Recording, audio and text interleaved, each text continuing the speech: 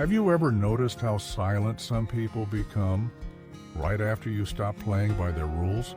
At first, they pushed, then they pulled. But when none of it worked, something in them shifted. And that shift? It's not surrender, it's strategy. The quiet before their darkest move. When a manipulator realizes they can no longer control you, they don't disappear. They adapt, and what follows is often more subtle, more toxic, and far more dangerous than anything they tried before. It's no longer about shouting or demanding. It's about silently weaving a new trap, one you may not even notice until it's too late. Imagine a spider, patient and still, spinning its web in the shadows. The fly doesn't panic. It feels safe until it's not. Or think of a hunter, cloaked by the trees, steadying his breath as the deer relaxes, unaware. That's exactly how manipulators operate once they sense you're slipping away from their grasp. They smile.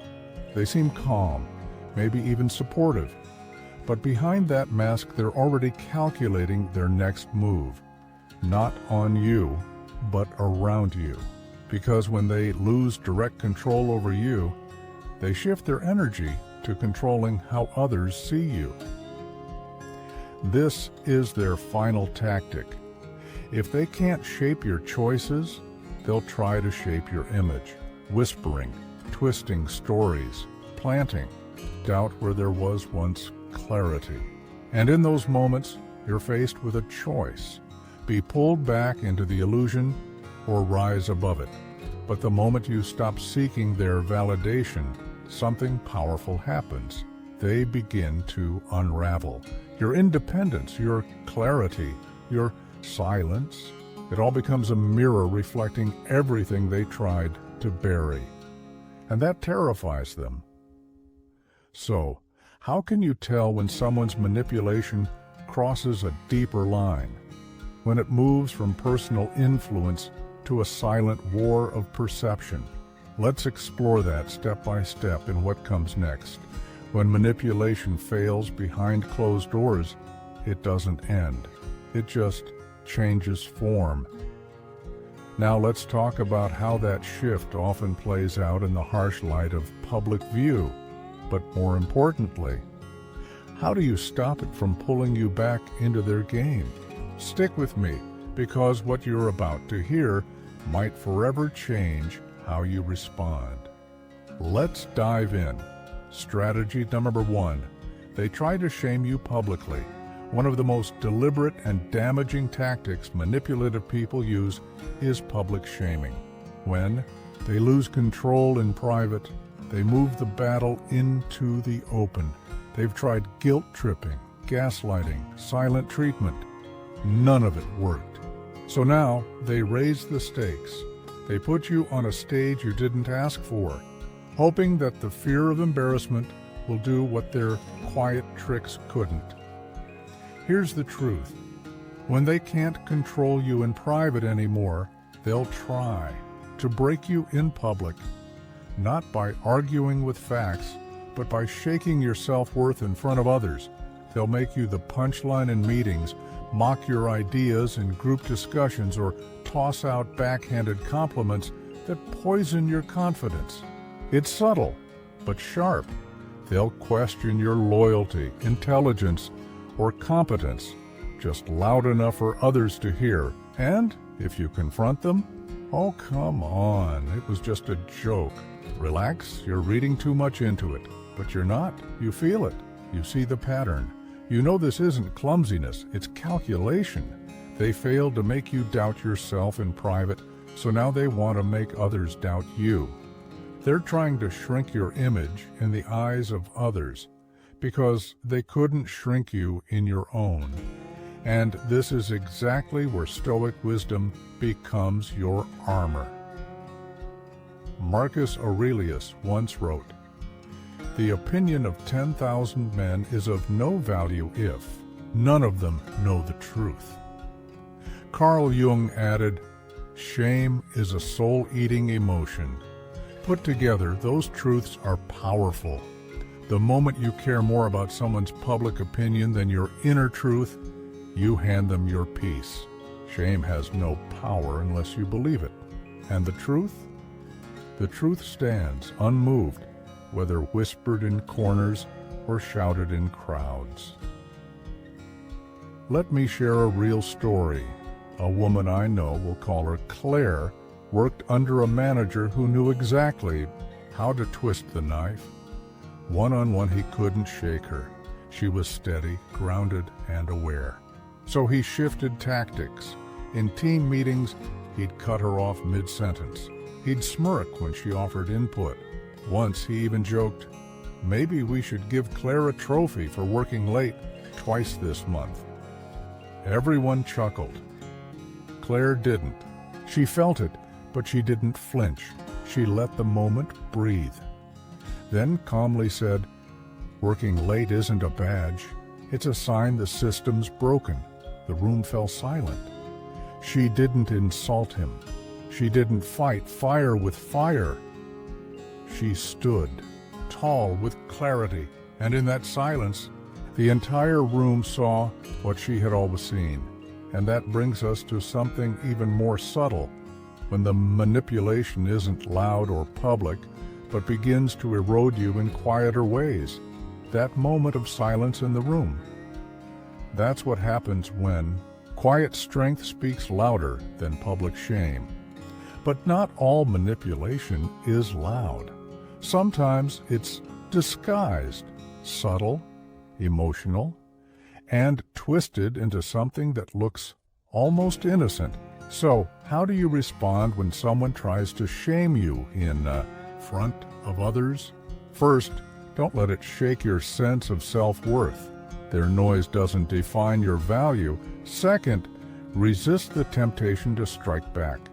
Retaliation may feel satisfying in the moment, but it only adds fuel to their fire. Instead, stand your ground with calm, steady clarity.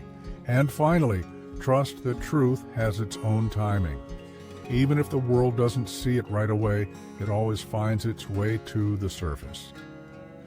You don't need to fight fire with fire. Sometimes silence, dignity, and consistency are the most powerful responses, because when shame doesn't stick, their control crumbles.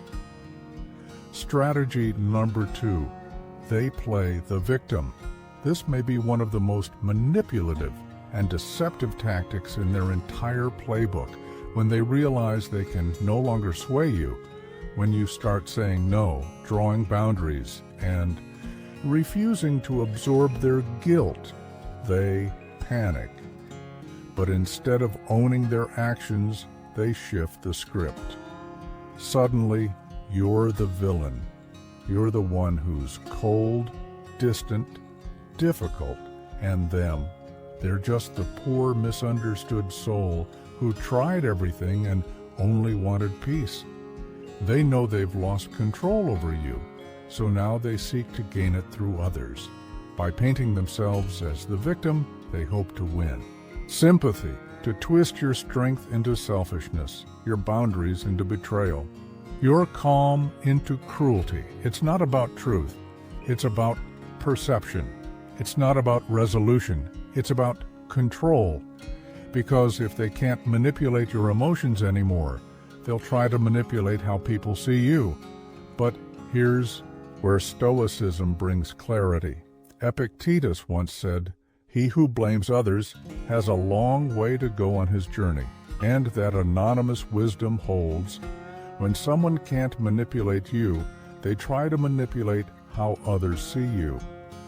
The Stoic path doesn't teach us to defend our image in every room. It teaches us to govern our response, because truth doesn't have to shout. It only has to endure. Let me share another story. A woman I know, let's call her Lauren, was in a long-term relationship where she gave endlessly, receiving very little in return.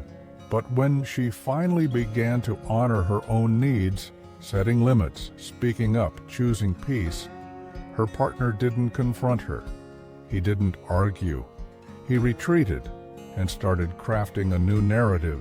To mutual friends, he sighed. "I don't know what happened to Lauren. She's become so cold, so distant." In their eyes, he became the wounded partner. He wore the mask of victimhood perfectly, twisting her growth into guilt. But Lauren didn't chase after explanations.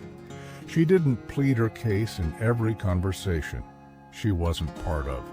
She focused on her healing. And with time, the truth made its way to the surface, without her needing to say a single word. So, how do you respond when someone weaponizes victimhood against you? First, stay calm. Don't feed the drama. Let them perform, but don't become their audience. Second, stand firm in your truth. You don't owe everyone your version of the story. Let your actions do the talking. And third, don't shrink simply because your strength makes someone uncomfortable. Their version may be louder, but is it real? When someone has to play the victim just to turn you into the villain, they've already lost something far more important than control. They've lost the truth. And once you've reclaimed your power, the only thing left to do is protect it. Walk forward, let their fiction crumble beneath the weight of your quiet truth. Now, let's uncover another tactic, one that's sneakier, but just as corrosive. Strategy 3. They start spreading subtle lies. This is one of the most cowardly moves a manipulator makes once they realize their grip on you is gone. They don't argue, they don't confront. Instead, they whisper. But here's the twist. These aren't always outright lies. No, they're carefully crafted distortions. They don't say, "You're a bad person." They say, "I don't know. Something just feels off about them lately." They don't accuse you directly. They imply. They twist your words. They hint. And then they sit back, hoping others will finish what they started. They plant the seed, then let others water it with doubt. Their goal isn't to confront you, it's to erode you. Because once they can't manipulate how you see yourself, they try to manipulate how others see you. It's no longer about persuasion, it's sabotage. They want to isolate you, to create just enough unease around your name that people start questioning your character. And the worst part? They don't even need proof. Just enough silence in the right moments, just enough hesitation in a voice, a raised eyebrow, a half-finished sentence. This is how character assassination begins, slowly, quietly, like poison in water. But this is where Stoic wisdom brings light. Seneca once said, "The truth is simple. Lies require complication." And Mark Twain reminded us, a lie can travel halfway around the world while the truth is still putting on its shoes. That's exactly how these manipulators operate. They exploit the speed of gossip and the patience of truth. But the Stoic doesn't panic. They don't run after every rumor or waste energy defending themselves to every ear. They stay grounded. They let their work speak. They let their character hold the line. Let me share a story. There was a man, let's call him Eric, who worked at a company where he once refused a colleague's shady request to cut corners on a project. The colleague didn't take it well. Over the next few weeks, subtle comments started drifting through the office. "Eric's been acting kind of territorial, don't you think? I heard he's not easy to collaborate with." Nothing was said to his face, but the whispers reached places where he wasn't present. Eric didn't lose control. He didn't demand explanations or launch into damage control. He stayed consistent. He honored his work. He let his integrity speak where words were twisted. And over time, the people who mattered, really mattered, saw the truth for themselves. So how do you respond when someone tries to rewrite reality around you? First, don't chase every lie. That's their trap. Second, let your actions carry the truth. No drama, no noise, just clarity. And third, trust that time, quiet, steady, and patient, will uncover what their intentions try to bury. Because at the end of the day, if someone has to lie about you just to feel powerful, they already know the truth isn't on their side. Let them complicate the story. You just keep living it with simplicity, strength, and purpose. Truth doesn't need to shout to win. It simply needs to endure. But what happens when someone tries to silence the truth, not with noise, but with distance? Strategy thus before. They isolate you from others. This is one of the most calculating and damaging moves in the manipulator's playbook. When they sense that their control over you is slipping, they don't always confront you directly. Instead, they shift focus to everyone around you, not through force, but through influence. They don't push you out of the room. They make the room turn on you. They begin socially and psychologically separating you from your circle. One vague comment here, one subtle remark there. It starts as a whisper.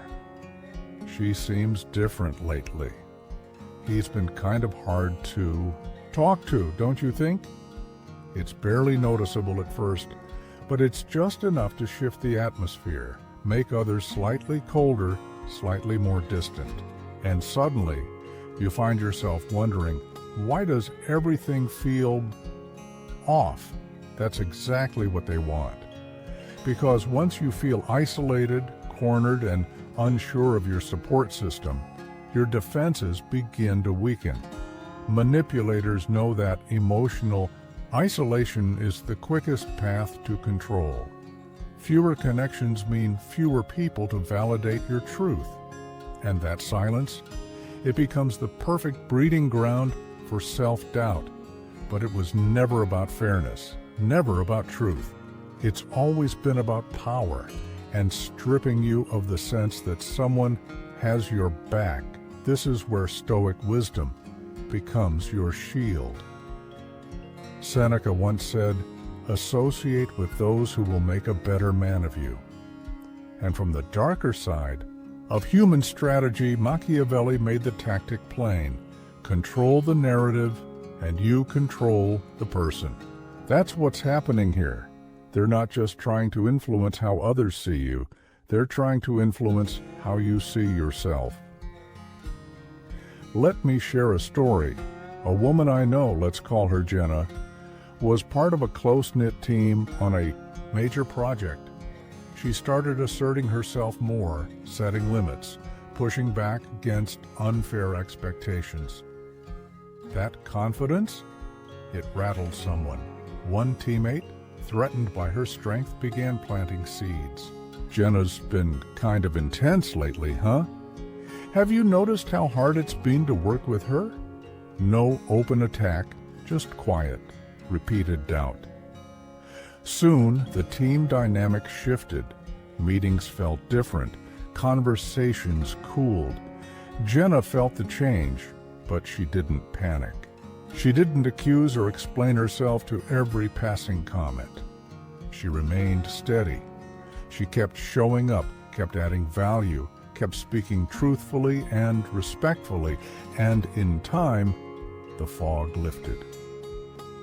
People saw through the manipulation because when they compared his whispers to her behavior, the difference was undeniable. So how do you protect yourself from this kind of isolation? First, recognize it. Awareness is your early warning system. Second, stand firm in your integrity. Let your actions create a narrative they can't rewrite. Third, strengthen your real connections. You don't need a crowd. just a few honest people who know your heart. At the end of the day, isolation is built on illusion. The people meant for you won't be fooled by quiet sabotage. Stay grounded, stay true. Let the truth do what it always does. Outlast the noise. Isolation makes you question your connections. But guilt? Guilt goes even deeper. It makes you question yourself. Strategy number 5. They use guilt to make you comply. This might be the most emotionally draining tactic a manipulator has in their arsenal. When they can't reason with you or control you through logic, they take a different path, straight to your heart. They won't debate. They won't ask. Instead, they lean into your empathy, your conscience, and your compassion. You'll hear things like, "After everything I've done for you, I guess none of that meant anything, huh?" It's not love, it's not fairness, it's emotional blackmail carefully wrapped in disappointment, designed to make you feel ashamed for having boundaries, for having your own voice, for choosing yourself. The truth is simple. They guilt you because it works. They don't need to shout. They don't need drama. Just a sigh, a certain look, a phrase loaded with just enough weight to make you doubt your own decisions. They know you care. They know you think deeply, that you don't want to hurt anyone. But instead of valuing that part of you, they exploit it. And before you even realize it, you're apologizing for things you didn't do wrong. You're saying yes when your heart's begging you to say no. You're shrinking, not because someone asked you to, but because you don't want to be seen as selfish. But here's the truth. Someone who truly values you wouldn't turn your kindness into a trap. They wouldn't turn your compassion into a leash. This is where Stoic clarity becomes your power.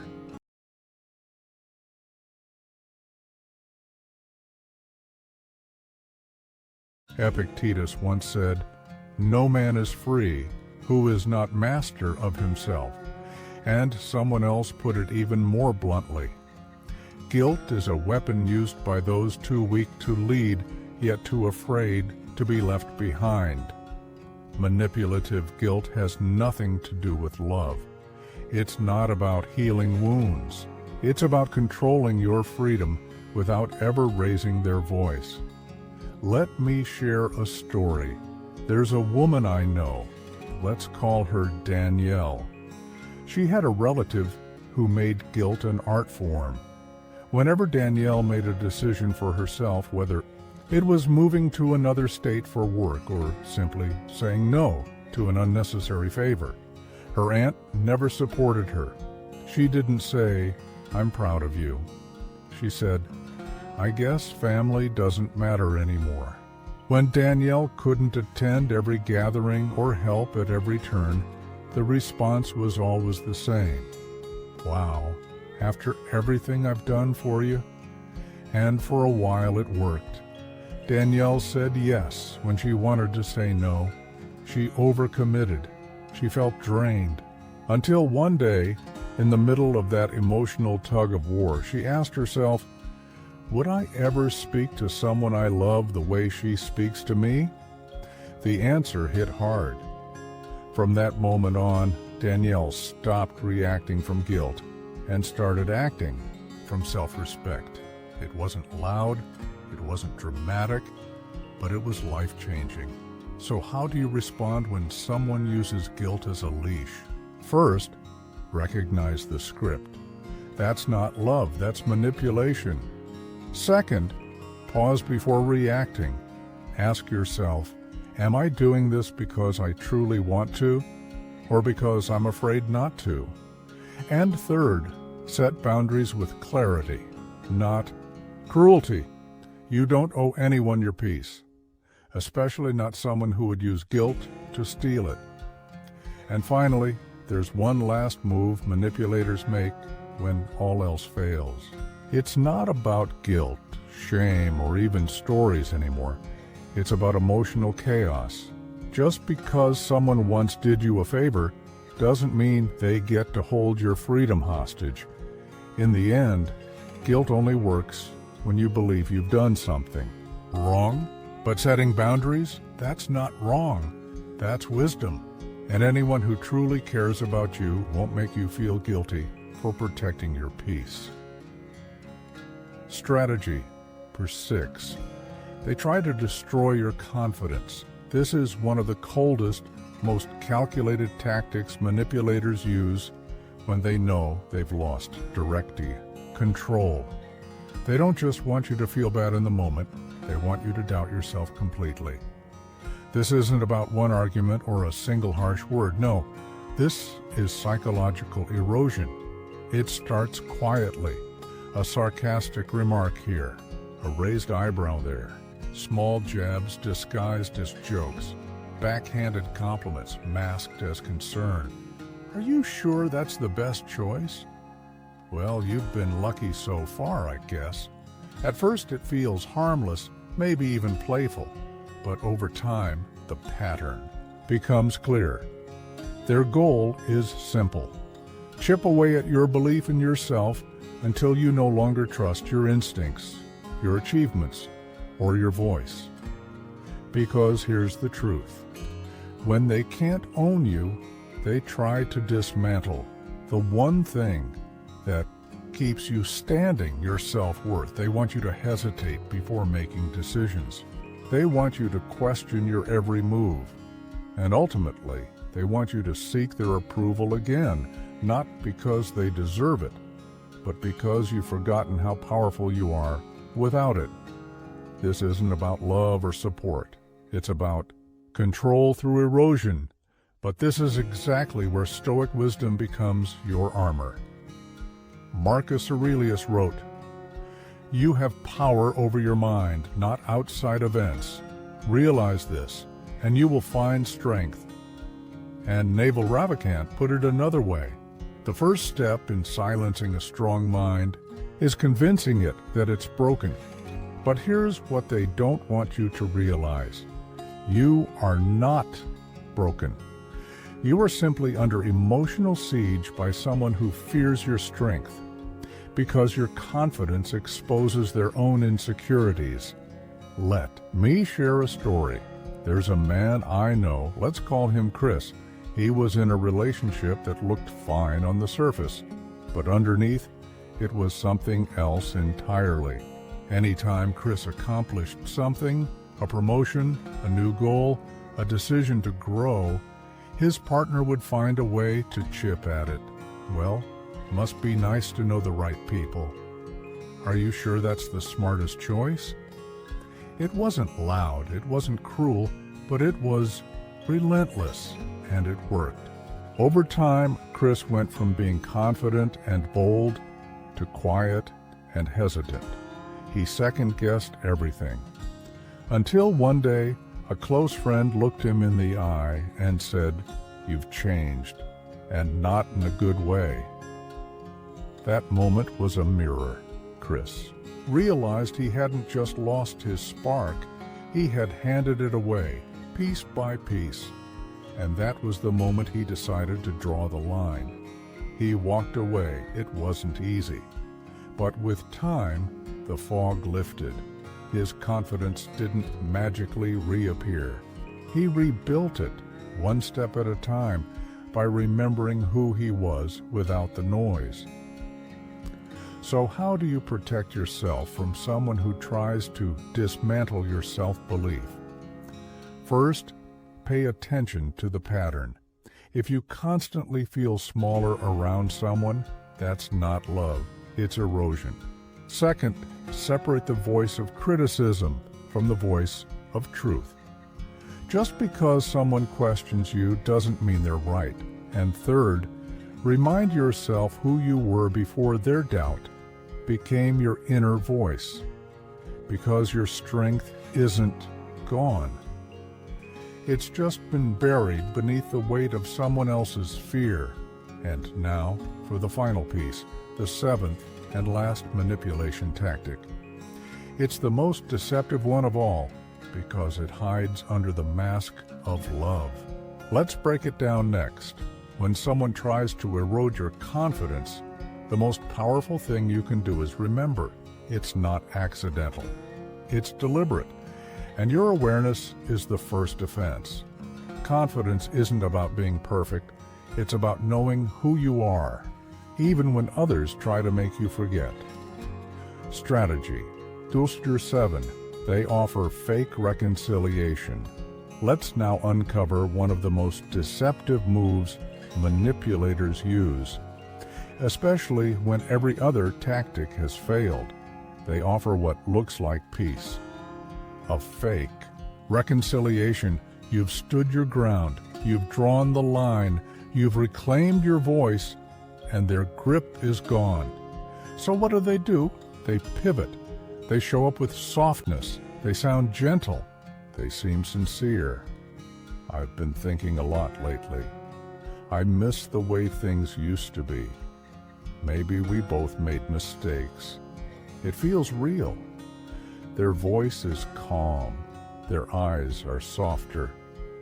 But behind that gentle tone is the same agenda. Control. This isn't about healing. It's not about growth. It's about resetting the game.